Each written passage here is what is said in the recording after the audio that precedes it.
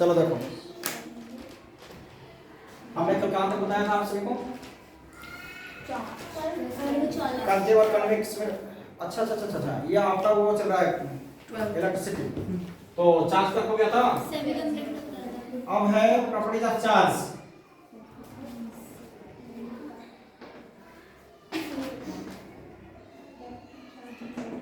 देखो चार्ज की प्रॉपर्टीज क्या होता है, मैंने बताया था कि आपको एक ऑब्नोस की रॉड ली गई थी और दूसरा क्या था, ग्लास की रॉड। एक कैट फर था और एक आपका सिल्क था, ये था। तो जब दोनों को आपस में रगड़ करके पास पास रखा गया तो एक दूसरे को अट्रैक्ट कर रहे थे, कभी कभी एक दूसरे को रिपेल कर रहे थे। तो ये आपका इलेक्ट्रोस्टैटिक फोर्स के कारण होता है। किसके कारण होता है? इलेक्ट्रोस्टैटिक फोर्स, हिंदी में बोलते हैं स्थिर वैद्युतीय बल के कारण। स्थिर वैद्युतीय बल के कारण, सभी से दर्द। फिर इसके बाद क्या मैंने बताया था, जो आप कभी भी देखिएगा जब ठंडी का मौसम जब होता है, अगर आप किसी चेयर पर बैठे हो तो आपके जो हाथ के फर होते हैं वो भी आपका अट्रैक्शन फोर्स लगाने लगता है चेयर के साथ, होता है ऐसा। या जब आप वुलन कपड़े को निकालते हो तो उससे चिंगारियां निकलती हैं, चटकारे की आवाजें आती हैं, कभी कभी झटके भी लगते हैं उससे, तो वो आपके इलेक्ट्रोस्टैटिक फोर्स है।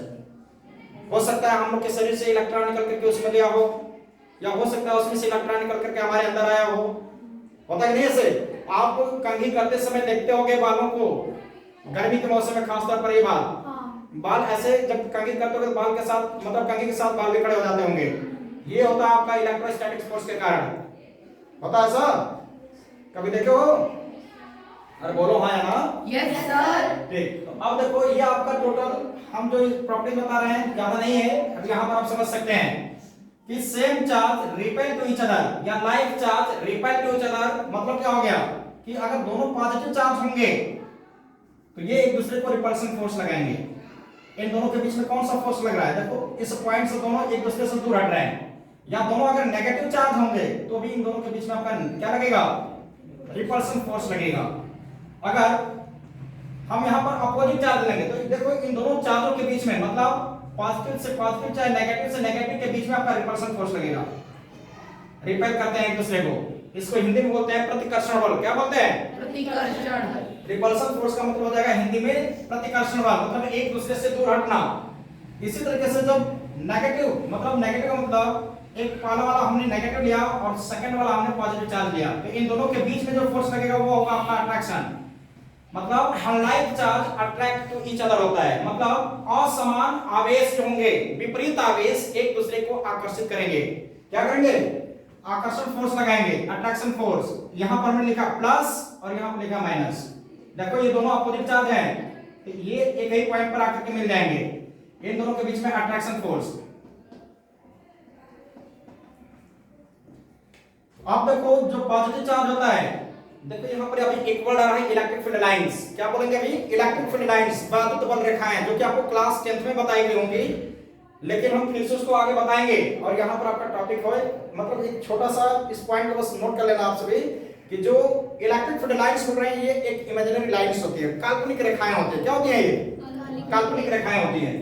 जो पॉजिटिव चार्ज होता है, पॉजिटिव चार्ज से इलेक्ट्रिक फील्ड लाइंस जो होती है निकल करके इनफाइनाइट बाहर की तरफ जाएंगे। देखो बाहर की तरफ जाएंगे, इलेक्ट्रिक फील्ड लाइंस कहां जाएंगे? बाहर की तरफ। नेगेटिव चार्ज पर क्या होगा? इनफाइनाइट से आकर के समाप्त होती हैं। इलेक्ट्रिक फील्ड लाइंस होते हैं इनफाइनाइट से आकर के नेगेटिव चार्ज पर क्या होती है? देखो एरो का साइन, देखो एरो किधर की तरफ है? अंदर की तरफ। मतलब पॉजिटिव चार्ज होगा तो बाहर की तरफ इलेक्ट्रिक फील्ड लाइंस निकलेगा, नेगेटिव चार्ज होगा तो अंदर की तरफ आएंगे। किसी एलिमेंट्स के ऊपर पॉजिटिव चार्ज कब आता है? जब अपने अंदर से वह इलेक्ट्रॉन को डोनेट कर देता है। देता कौन है? जो दानी है। लेता कौन है? जो जिसके पास कमी होती है। बस करें नहीं तो एक वर्ड आएगा कि जब कभी भी बोलेगा, क्वेश्चंस में बोलेगा, न्यूमेरिकल में बोलेगा कि इसके ऊपर इतने इलेक्ट्रॉन एक्सेस है, तो उसके ऊपर इलेक्ट्रॉन एक्सेस कैसे हुए? वह इलेक्ट्रॉन किसी से ले रखा है, मतलब उसके ऊपर इलेक्ट्रॉन की अधिकता कब होगी? जब वह किसी दूसरे एलिमेंट से इलेक्ट्रॉन लेगा। तो जब कोई दूसरे से एलिमेंट से, मतलब कोई सेकंड एलिमेंट से अगर कोई फर्स्ट एलिमेंट क्या करता है? इलेक्ट्रॉन लेता है, तो उसके ऊपर इलेक्ट्रॉनों की एक्सेस होगी। और जब वह इलेक्ट्रॉन एक्सेप्ट किया तभी तो एक्सेस हो रहा है, तो इसका मतलब होगा कि उसके ऊपर नेगेटिव चार्ज होगा। कैसा होगा? जहां पर न्यूमेरिकल में अगर आपको एक्सेस का नाम आएगा, मतलब अधिकता, बोल दिया कि इसमें सामान्य अवस्था से इतने इलेक्ट्रॉनों की अधिकता है, तो इस पर आवेश की गणना कीजिए, ठीक। तो जैसे ही एक्सेस का नाम आएगा तो समझ लेना कि इस पर, और उसकी प्रकृति पूछता है उसका चार्ज का नेचर कैसा हुआ, तो आप तुरंत बताओगे जहां पर एक्सेस का नाम आएगा वहां पर नेगेटिव चार्ज, और बोल दिया कि इस पर लैकनेस होते हैं, लैकनेस मतलब अभाव होता है, इलेक्ट्रॉन की कमी होती है, तो वहां पर आ जाएगा पॉजिटिव चार्ज। सपोज कर लो ये आपका अलग कंडक्टर है या अलग कंडक्टर है, यह इलेक्ट्रॉन इसको दे दिया तो इस पर क्या हो गया, जितना इसका इलेक्ट्रॉन होना चाहिए था इससे इस पर इलेक्ट्रॉन क्या हो जाएंगे, अधिक हो जाएंगे, तो इस पर एक्सेस इलेक्ट्रॉन हो गया। जब इस पर इलेक्ट्रॉनों की अधिकता हो गई तो यह हो जाएगा नेगेटिव चार्ज, और ये इसने तो दिया था ना, तो इसके अंदर कमी हो गई, जब ये कमी होगा तो इसके ऊपर हो जाएगा नेगेटिव चार्ज, और सॉरी इसके ऊपर पॉजिटिव, इसके ऊपर नेगेटिव। बात समझ गया? जरा जल्दी नोट करो इसको। इसके बाद क्या है,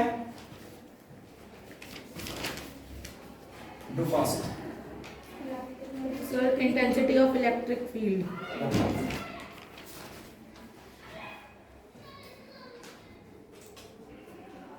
इलेक्ट्रिक लाइन्स बनाएंगे अभी।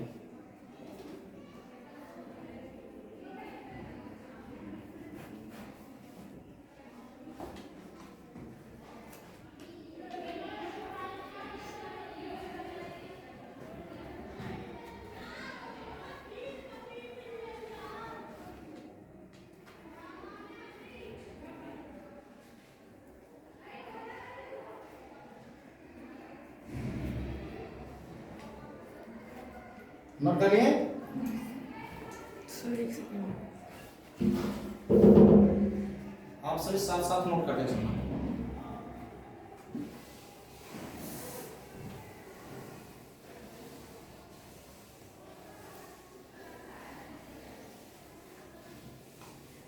आप सभी हेडिंग में इलेक्ट्रिक फील्ड लाइंस क्या लिखोगे,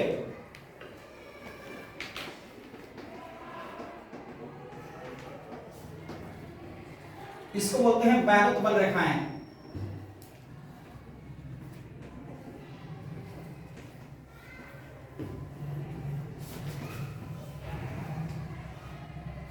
देखो इलेक्ट्रिक फील्ड लाइंस होता क्या है, और एग्जामिनर आपसे क्या पूछेगा जब आप प्रैक्टिकल देने जाओगे इंटर का, तो आपसे एग्जामिनर क्या पूछेगा, कैसे पूछेगा, वो सब मैं आपको इसमें बताऊंगा। इस टॉपिक से रिलेटेड जरूर आपसे क्वेश्चन पुट अप किए जाते हैं।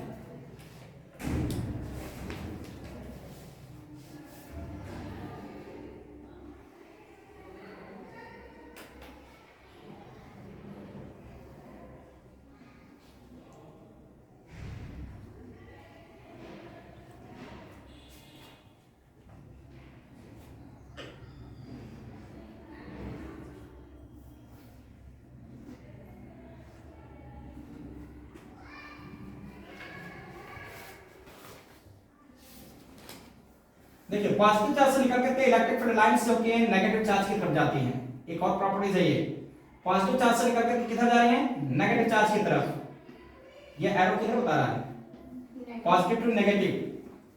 देखो इससे निकल के बाहर की तरफ जाती है पॉजिटिव चार्ज। अभी हमने बताया था प्रॉपर्टीज ऑफ चार्ज में कि इलेक्ट्रिक फील्ड लाइंस जो होती हैं पॉजिटिव चार्ज से निकल करके बाहर की तरफ जाएंगी, इनफाइनाइट की तरफ जाती हैं, और नेगेटिव चार्ज पर क्या होती हैं, अनंत से आकर के समाप्त होती हैं, मतलब बाहर से आकर के इसके ऊपर समाप्त होगी।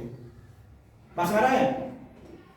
तो देखो इलेक्ट्रिक फील्ड लाइंस ये आपके पॉजिटिव चार्ज से निकल करके कहां जा रहे हैं, नेगेटिव चार्ज पर, और ये नेगेटिव चार्ज पर आकर के इनफाइनाइट से क्या हो रही है, समाप्त हो रही है।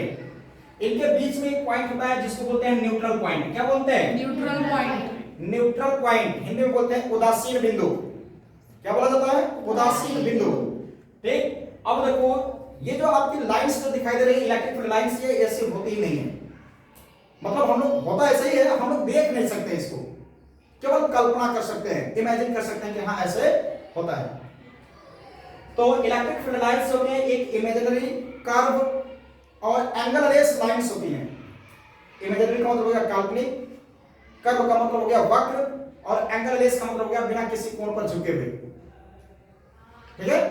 तो electric field lines, imaginary lines, curve lines, और ऐसे आपकी क्या होती हैं, एंगललेस लाइंस होती हैं जो सदैव पॉजिटिव चार्ज से निकल करके नेगेटिव चार्ज के ऊपर समाप्त होती हैं, और इन पर यूनिट कूलम का चार्ज चलता है। हर एक पर यूनिट का मतलब एक कूलम का आवेश। बस आ रही है, फिर से सुनो। वैद्युत बल रेखाएं वे निष्कोणीय वक्र एवं काल्पनिक रेखाएं होते हैं।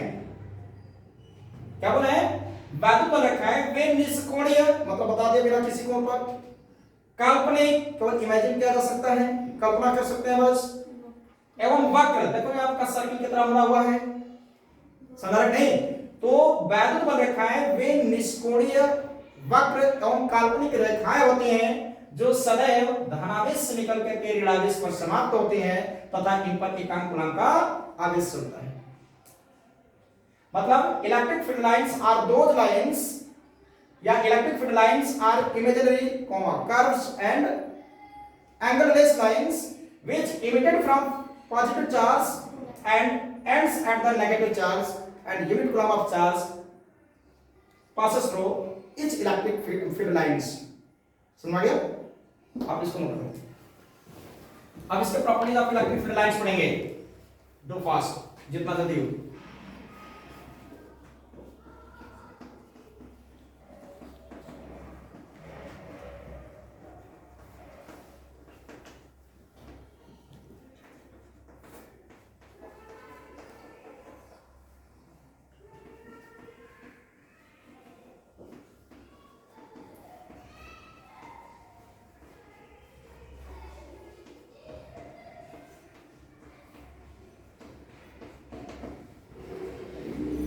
ये फिगर मान दिया आप सभी। यहां पर आप n लिख देना, n का मतलब है न्यूट्रल पॉइंट, उदासीन बिंदु।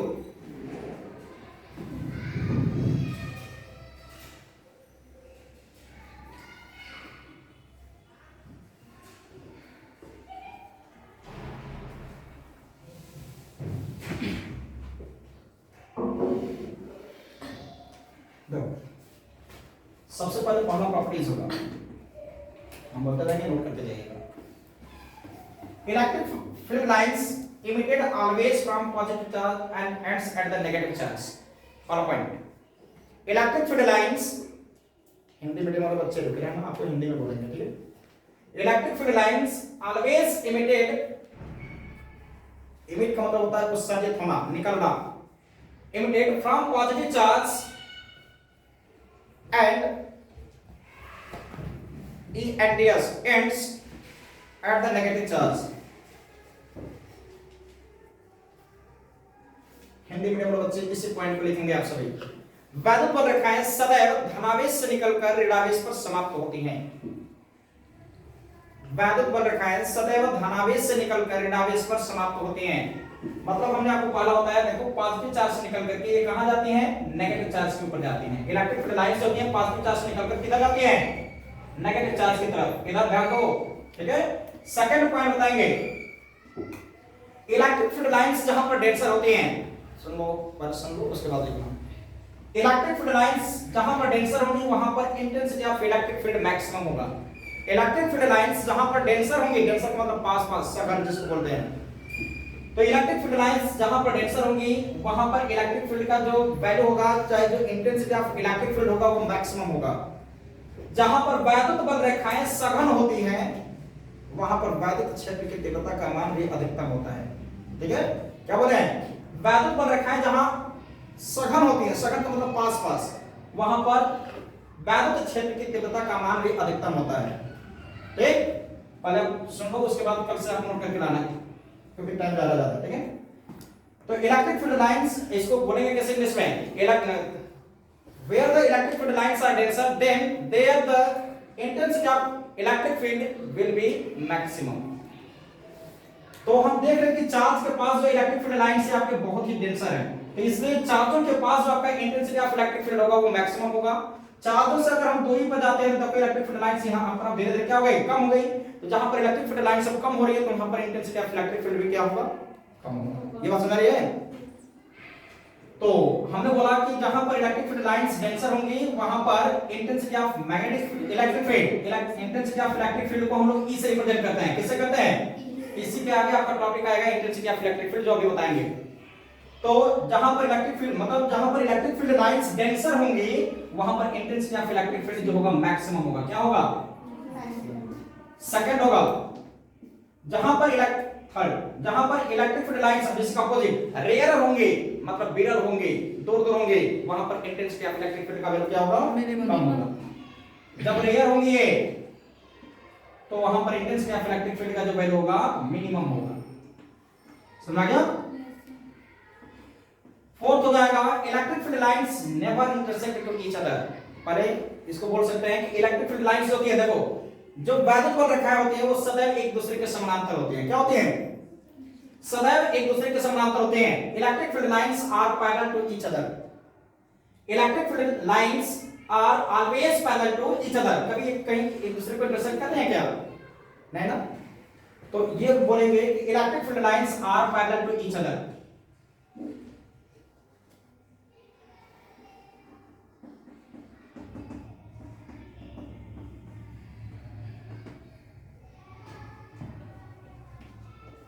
Parallel to each other. ये समझ आ रहा है सिंपल?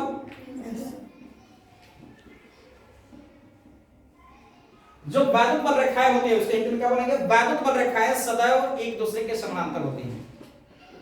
इलेक्ट्रिक फील्ड लाइंस पर अगर हम लोग टेंजेंट ड्रा करते हैं, टेंजेंट जानते हो क्या होता है? स्पर्श रेखा जिसको हिंदी में बोलते हैं। जैसे सर्कल हो, इसके किसी एक पॉइंट को टच करके जाने वाली लाइन यह टेंजेंट कहलाएगी। यह भी टेंजेंट हो गई। जैसे मान लो इस पॉइंट को टच करके जाने वाली लाइन जो हो गई, यह भी टेंजेंट है। टेंजेंट का मतलब होता है स्पर्श रेखा। ठीक है?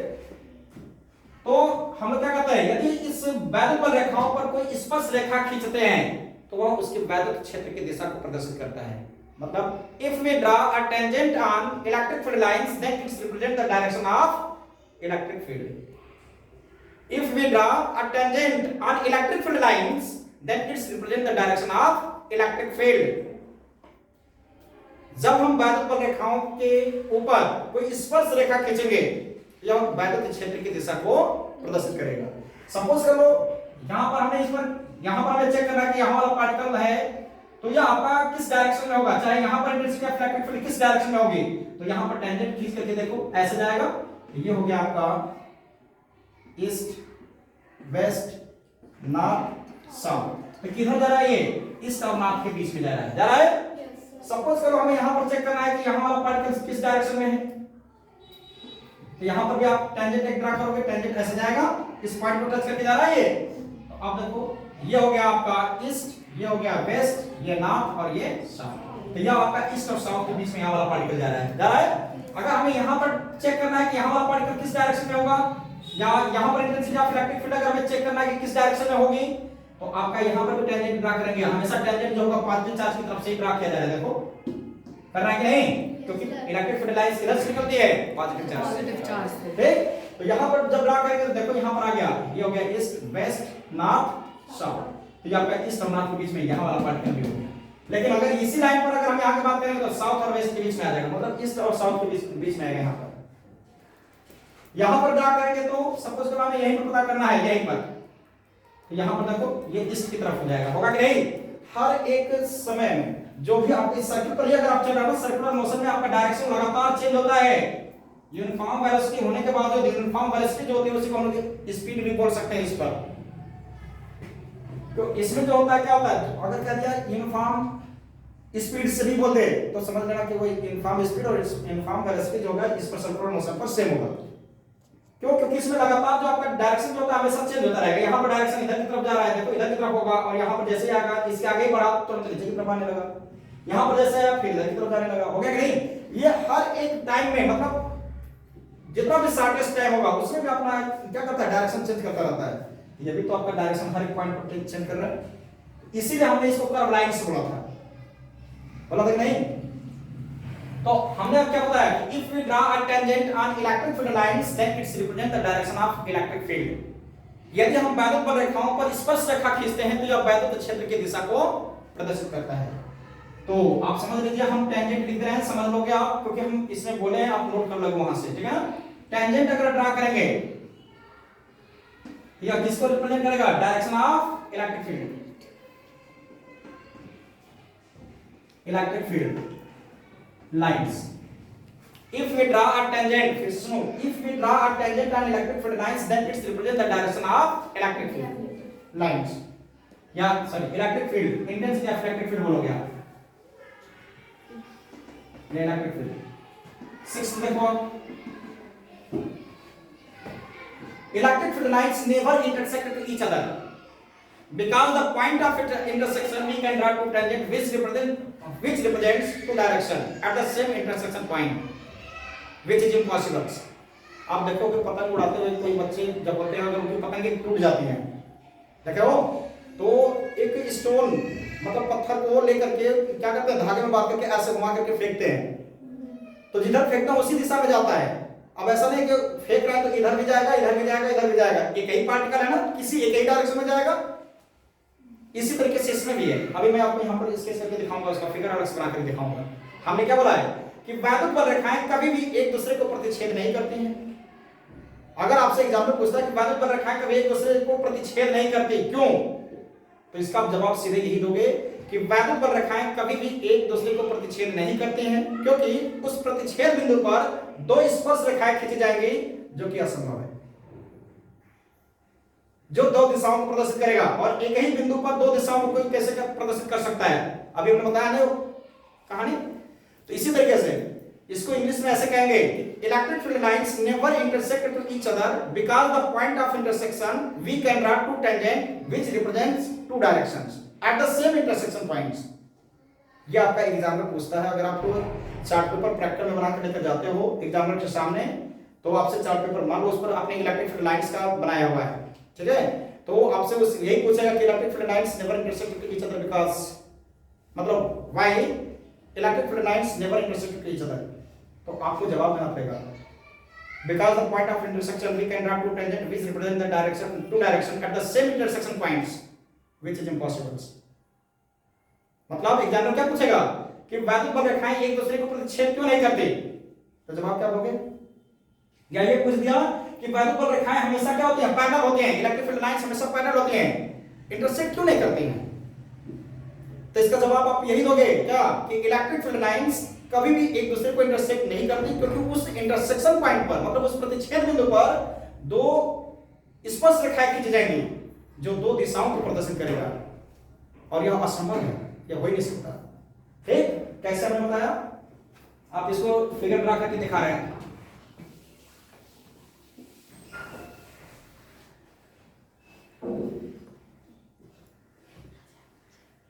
ये हो गया पॉजिटिव चार्ज, ये हो गया नेगेटिव चार्ज।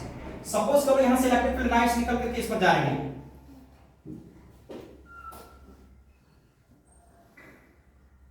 ये वाली लाइन सपोज करो यहीं पर कट कर दी, कट कर दिया, यहां पर इंटरसेक्ट कर दिया, ये आपका इलेक्ट्रिक फील्ड लाइन से ऐसा कर ही नहीं सकता। क्यों, अभी हम बता रहे हैं आपको, देखिए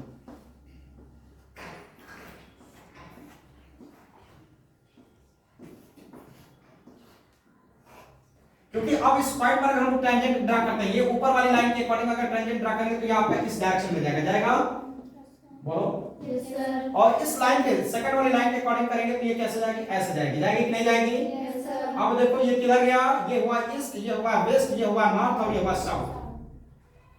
क्या यही वाला पार्टिकल इधर जाएगा और यही वाला पार्टिकल इधर भी जा सकता है? नहीं ना, दो डायरेक्शन हुआ कि नहीं एक पॉइंट पर? Yes sir. तो कोई भी पार्टिकल या कोई भी पॉइंट्स ऐसा नहीं है जहां पर एक ही साथ दो डायरेक्शन को रिप्रेजेंट कर सके। यहां पर ये इम्पॉसिबल है, ये इम्पॉसिबल। यही रीजन होता है कि इलेक्ट्रिक फील्ड लाइंस कभी भी एक दूसरे को इंटरसेक्ट नहीं करती हैं। ये समझा गया? तो हमने क्या बोला, electric field lines never intersect with each other because the point of intersection we can draw two tangent which represent the two direction at the same intersection point which is impossible. हरा समझ Yes, कि sir. वैद्युत बल रेखाएं कभी भी एक दूसरे को प्रतिच्छेद नहीं करती हैं, क्योंकि उस प्रतिच्छेद बिंदु पर दो स्पर्श रेखाएं खींची जाएंगी और यह आपका दो दिशाओं को प्रदर्शित करेगा और यह असंभव है। एग्जाम्पल पे जवाब देना होगा। इस तरीके से हमने आपको इलेक्ट्रिक फील्ड लाइंस की प्रॉपर्टीज बता दिया, समझाया? अब होगा इलेक्ट्रिक फील्ड, लिखो हेडिंग लिखो इलेक्ट्रिक फील्ड।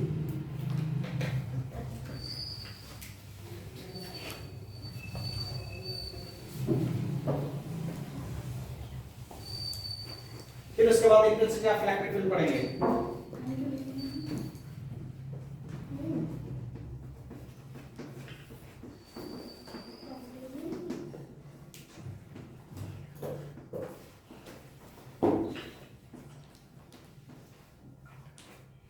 हो गया वैद्युत क्षेत्र। देखो मैग्नेट देखे होंगे सभी लोग, यस सर। तो एक मैग्नेट के चारों तरफ एक एरिया इनक्लोज्ड एरिया बन जाती है, मतलब एक सराउंडिंग एरिया जो होती है, यहाँ पर कोई दूसरा मैग्नेट जो होगा अट्रैक्शन या रिपल्शन फोर्स को फील करता है, अनुभव करता है, पता है ऐसा? जैसे सपोज करो मेरे पास ये दो चाक हो गए, एक ये है एक ये है? एक ये भी आपका मैग्नेट है, ये भी मैग्नेट है। अब यहां पर रखें, जितना ही क्या होगा, डिस्टेंस कम होगा, डिस्टेंस जितना ही कम होगा फोर्स उतना ही अधिक लगेगा। F inverse proportional to r square, जैसे कि मैंने आपको एग्जांपल दिया था, हैंडपंप का भी एग्जांपल दिया था, याद है? Yes sir. इसका भी दिया था, मतलब ये जो क्या लगे, हाथ लगे पड़े हैं इसमें, ठीक। तो अब फिर से सुन लो, ये क्या होता है कि जब दोनों मैग्नेट पास पास होंगे तो इनके बीच में हो सकता है अट्रैक्शन फोर्स लग रहा हो, चाहे रिपल्शन फोर्स जो भी लग रहा होगा वो मैक्सिमम होगा। क्या होगा? जब डिस्टेंस हम बढ़ा दिए तो फोर्स क्या हो गया? कम हो गया। और डिस्टेंस बढ़ाएंगे तो फोर्स कम हो सकता है। अब यहाँ पर फोर्स लगे ही नहीं, तो मतलब इसके रेंज से ये बाहर हो गया और इसके रेंज से ये भी बाहर हो गया। ये बात समझ लगी? तो अब देखो, इससे कोई संपर्क नहीं है, तो मतलब ये दोनों इलेक्ट्रिक फील्ड मतलब एक दूसरे के जो मैग्नेटिक फील्ड था वो एक दूसरे से बाहर है। सपोज करो यहाँ पर है तो अट्रैक्शन फोर्स लग रहा है, यहाँ पर भी तो अट्रैक्शन फोर्स लग रहा है, यहाँ पर भी अट्रैक्शन फोर्स लग रहा है, लेकिन यहाँ पर अब नहीं लग रहा है, मतलब इसके फील्ड से क्या हुआ, ये बाहर होगा। यहाँ पर अब लग रहा है तो यहाँ के अब चारों तरफ जब देखोगे तो चारों तरफ लगेगा, एक क्या होगा, इनक्लोज्ड सरफेस बन जाएगा, मतलब एक बंद पृष्ठ बन जाएगा। सर्कल एक तरीके से मान लो बन गया, एक सराउंडिंग एरिया उसके चारों तरफ हो जाएगी, जहां तक दूसरा कोई मैग्नेट होगा जो अट्रैक्शन का रिपल्शन फोर्स लगाएगा, तो उसको बोलते हैं मैग्नेटिक फील्ड।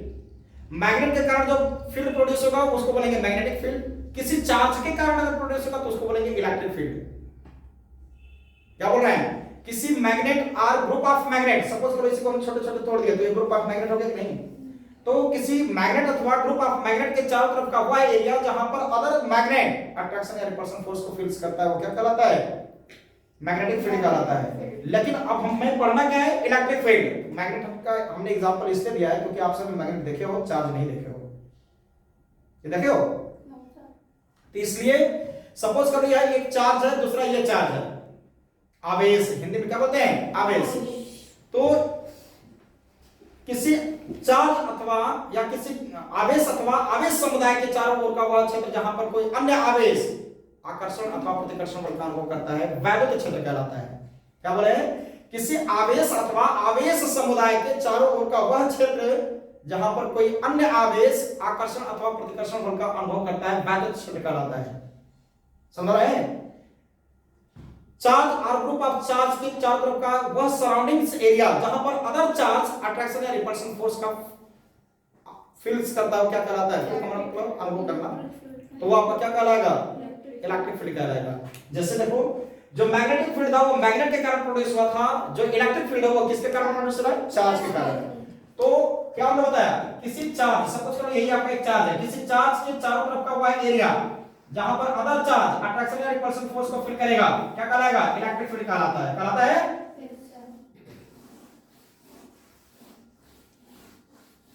सर इन दोनों उसमें डिफरेंस क्या होगा? ये आपका इलेक्ट्रिक फील्ड अलग है, मैग्नेटिक फील्ड अलग है। वो मैग्नेट के कारण प्रोड्यूस होगा, ये इलेक्ट्रिक फील्ड के, वो हम लोग अलग सेक्शन पढ़ेंगे।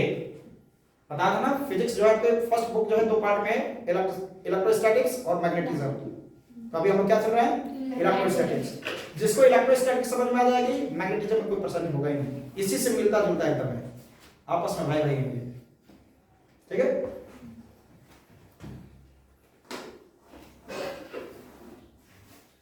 ये हो गया पांचवी चार्ज।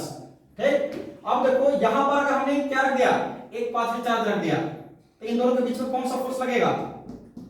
दोनों सेम चार्ज है, देखो ये भी पास ये भी पास, इन दोनों के बीच में कौन सा फोर्स लगेगा? रिपल्सिव फोर्स लगेगा ना? कोई फोर्स नहीं लगेगा। क्यों? क्योंकि इसके फील्ड से बाहर है। क्या ये इसके फील्ड से ये बाहर है कि नहीं, ये बताओ? तो कैसे करें कि रिपल्सिव फोर्स लग रहा है? इसके अंदर अगर आ गया तो अब लग सकता है रिपल्सन फोर्स लगेगा, 100% लगेगा, क्योंकि इसके रेंज के अंतर्गत है, इसके फील्ड के अंतर्गत है। इसी को हम लोग बोलते हैं इलेक्ट्रिक फील्ड। क्या बोलते हैं? Electric field.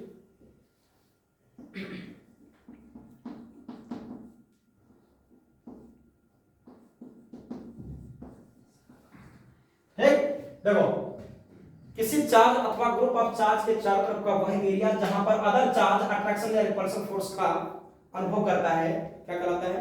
इलेक्ट्रिक फील्ड कहलाता है, वैद्युत क्षेत्र कहलाता है। यहीं पर हम छोटे छोटे, सपोज करिए Q1 चार्ज हो गया, यहीं पर Q2 चार्ज रख दिया, यहीं पर Q3 चार्ज रख दिया, हो गया ना? Q4 चार्ज रख दिया, तो हम यहीं पर इसी पॉइंट पर हमने 4-5 पॉइंट चार्ज रख दिया, तो ये ग्रुप ऑफ चार्ज हो गया कि नहीं? तो किसी चार्ज अथवा ग्रुप ऑफ चार्ज के चारों तरफ का वह एरिया जहां पर अदर चार्ज अट्रैक्शन या रिपल्शन फोर्स को अनुभव करते हैं बाधित क्षेत्र कहलाते हैं, इलेक्ट्रिक फील्ड कहलाता है। आगे समझ में इसका डेफिनेशन लिख सकते हो ना। अब है आपके intensity of electric field, heading लगाओ इंटेंसिटी ऑफ इलेक्ट्रिक फील्ड। इसको आप ऐसे फिगर बना के समझना चाहो समझ लो। हेडिंग लिखो intensity of electric field.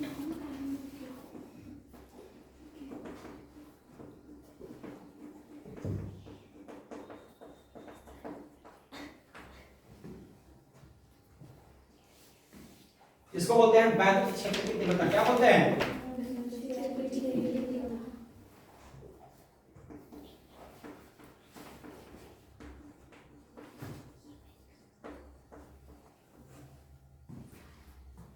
Note करो।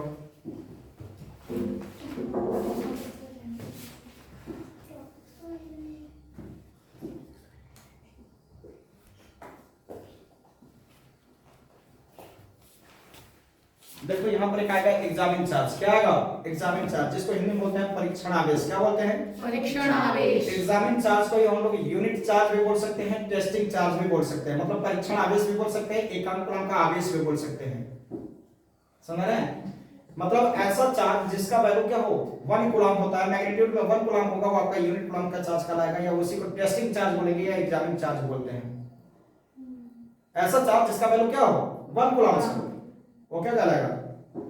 यूनिट चार्ज या टेस्टिंग चार्ज या एग्जामिन चार्ज कहलाता है। हिंदी में बोलते हैं परीक्षण आवेश या एकांक कूलम का आवेश। देखो उसको हम लोग जो यूनिट चार्ज है, जो एग्जामिन चार्ज होता है, उसको हम लोग क्यू नॉट से रिप्रेजेंट करते हैं। क्या बोल रहे हैं? Q not. ठीक है, तो जब भैया आपका क्या है, एक इलेक्ट्रिक फील्ड हो गया कि नहीं, बोलो। इलेक्ट्रिक फील्ड के अंतर्गत अगर हम यूनिट चार्ज को रखते हैं और इसके ऊपर जितना इन सभी के द्वारा इसके ऊपर फोर्स जो अप्लाई होगा, वही इंटेंसिटी ऑफ इलेक्ट्रिक फील्ड कहलाता है। इंटेंसिटी ऑफ इलेक्ट्रिक फील्ड को हम लोग यहां से बढ़िया से डिफाइन कर लेंगे। E इक्वल टू होता है F पाई क्यू नॉट। इसको लिखेंगे intensity of electric field. Intensity of electric field is equal to होता है आपका force applied force on the charge, applied force on unit coulomb of charge,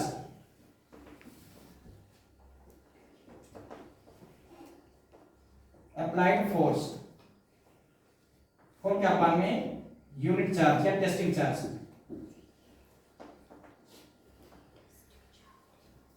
परीक्षण आवेश इसको हिंदी में बोलते हैं। इसको क्या बोलते हैं? और इसको क्या बोलते हैं? आरोपित बल। क्या बोलते हैं? आरोपित बल। देखो ये हो जाएगा इंटेंसिटी ऑफ इलेक्ट्रिक फील्ड। देखो इंटेंसिटी को हम लोग आई से रिप्रेजेंट कर दिए और शॉर्ट में लिखने की कोशिश कर रहे हैं। इंटेंसिटी ऑफ इलेक्ट्रिक फील्ड हो गया ये, या इसको हम लोग डायरेक्ट ई से ही केवल रिप्रेजेंट करते हैं। इंटेंसिटी ऑफ इलेक्ट्रिक फील्ड को ई से रिप्रेजेंट किया जाता है। कैसे रिप्रेजेंट करेंगे? ई से। फोर्स को कैसे रिप्रेजेंट करते हैं? एफ से। और चार्ज को कैसे? यूनिट चार्ज को क्यू नॉट से। तो इसको अब ऐसे बोला जाएगा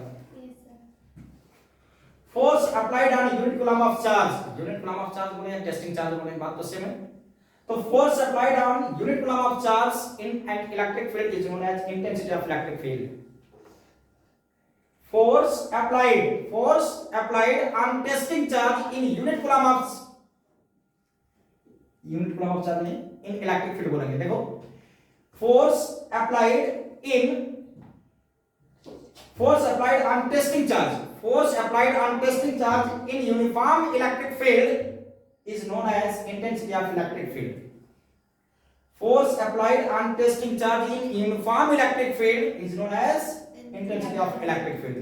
टेस्टिंग चार्ज के बेस पर हम लोग यूनिट कूलम ऑफ चार्ज भी बोल सकते हैं। आपके उसमें बुक्स में यूनिट कूलम ऑफ चार्ज देखा होगा, बात वही है। देखो force applied on unit coulomb of charge is known as intensity of electric field. किसी परीक्षण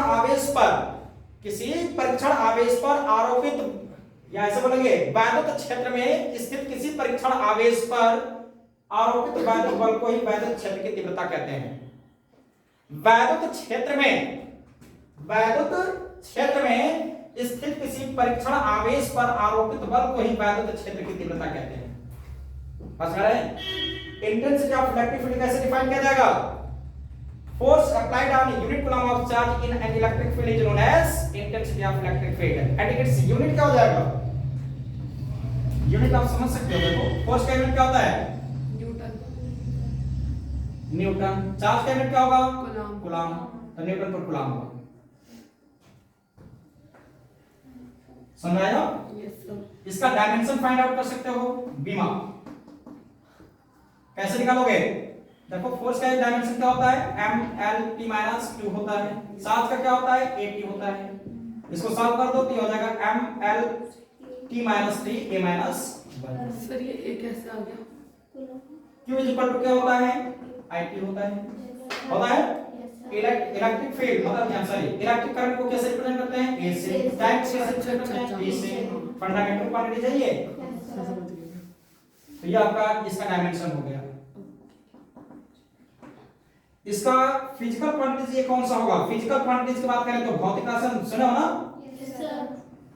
फिजिकल क्वांटिटीज कौन सा होगा? ये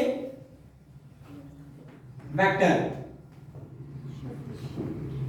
ये सदिश राशि होती है। कौन सी राशि होती है? सदिश वेक्टर क्वांटिटीज। ये समझ में आ गया आपको? इसके आगे पॉइंट होगा मतलब हेडिंग होगा intense electric field due to a point charge, जो कि आपको कल बताएंगे। आपको घर से रीड करके आना होगा, ठीक है?